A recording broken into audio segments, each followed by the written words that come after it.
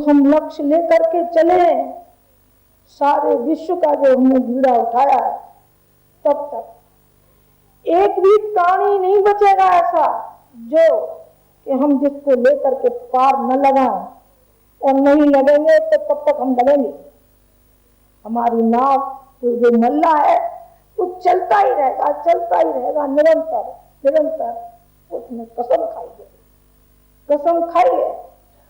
किसके सामने खाई है बेटे? यही मत पूछे किसके सामने खाई है। उसके सामने खाई है जिसका कि पल्ला पकड़ा है, जिससे कि जुड़ गए हैं, उसके सामने खाई। और किसके सामने खाए?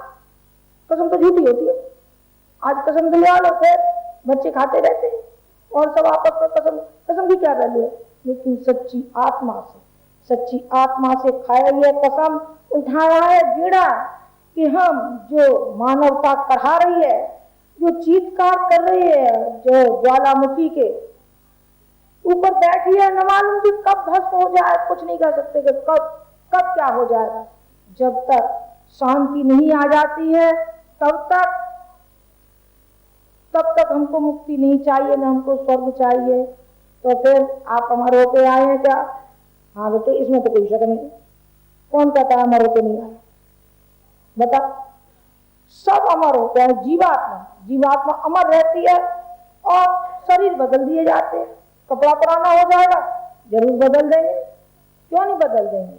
और बेटे हमको तो जल्दी बदलना है, बदलेंगे और फिर जन्म लेंगे, फिर काम करेंगे, फिर जन्म लेंगे, फिर काम करेंगे। अरे काम करना है, बैठना नहीं है। बैठना तो एक दिन क्या, एक पल भी जब निरर्थक जाता है तो ऐसा मालूम पड़ता है कि हम सारे संसार के सामने हम गुनाहगार हैं। कि एक पल जो मनुष्य का शरीर मिला था वो किस तरीके से आपने बर्बाद कर दिया। बर्बाद नहीं करना चाहिए, को सार्थक करना चाहिए। उस ओर कदम बढ़ रहे हैं। मैं आशा करती हूँ कि आपके भी उसी ओर कदम बढ़ने चाहिए। कई बार तो मैं ये कह देती हूँ कि आप संत की संतान है और ऋषि की संतान है और शेर की संतान है। शेर कैसा होता है?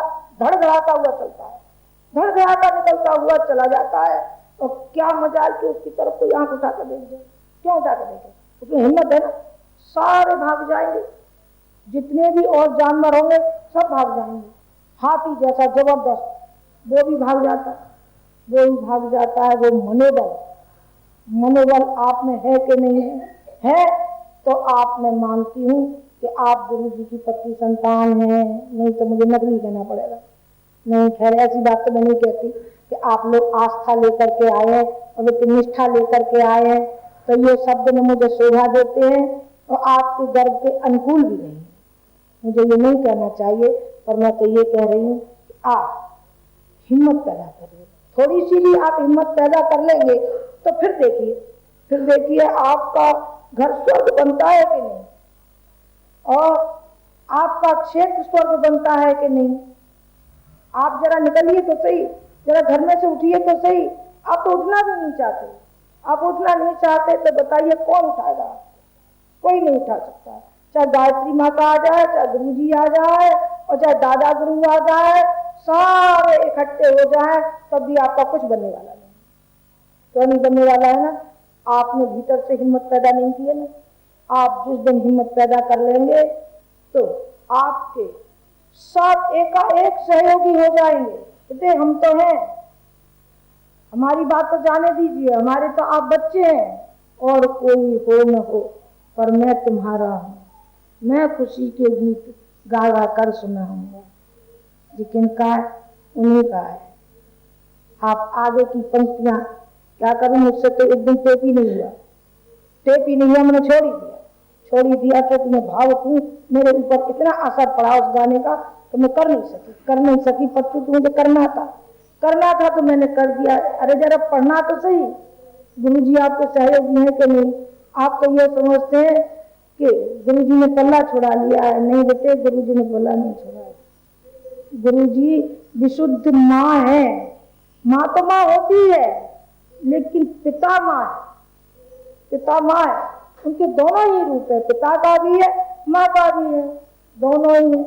करुणा से लबालब, दया से वो लबालब है बेटे। और बच्चों को ऊंचा उठाने के लिए तो कई बार कड़े शब्द जानबूझ के कहने पड़ते हैं। हमको भी अच्छा थोड़ी लगा है, आपसे हम कह रहे हैं, पर कहीं चुभे तो सही, भीतर जाए तो सही, इनके जाए तो कुछ समझे तो सही, सोचे तो सही। इसके लिए बाध्य तो जिस दिन ये बाध्य हो जाएंगे तो इनका कल्याण ही हो जाएगा, कल्याण ही हो जाएगा।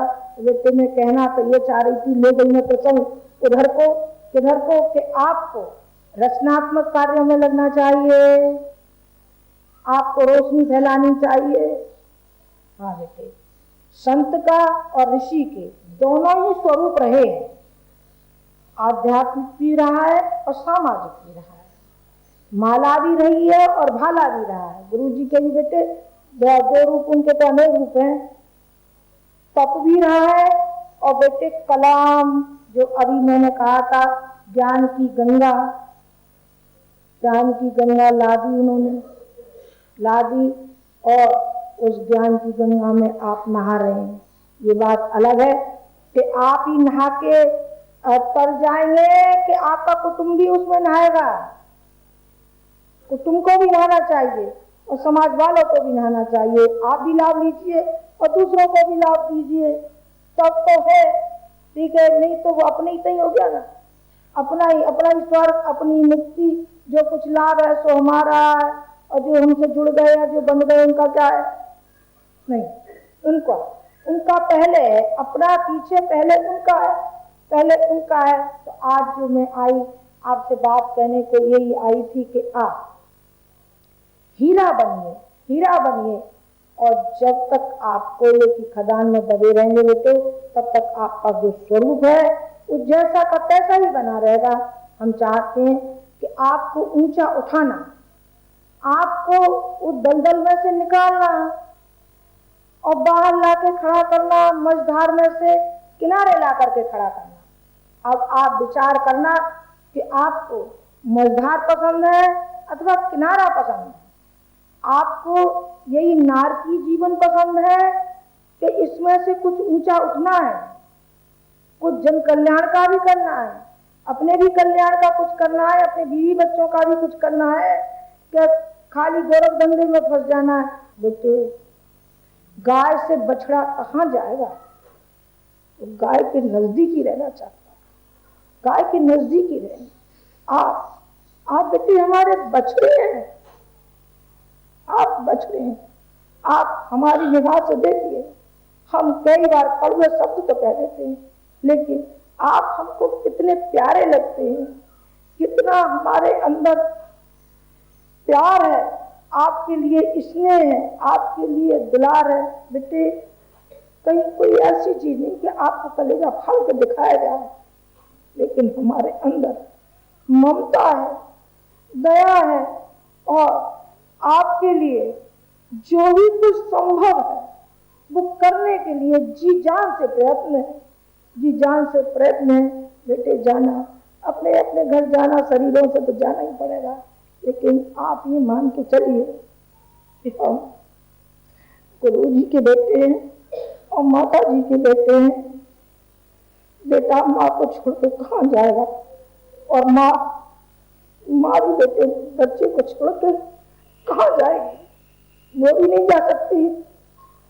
हमसे आप जुड़े हैं और आपसे हम जुड़े हैं बेटे, तो एक दूसरा जुड़ा है। गाय रमाती है बछड़े के लिए, कहती है बेटे मेरे थनों में दूध भर रहा है, और वो रमाती है, और जब वो रमाती है तो बच्चा जहां भी होता है दौड़ता हुआ चला आता है माँ के पास। जाना बेटे अपने अपने घर, भगवान करे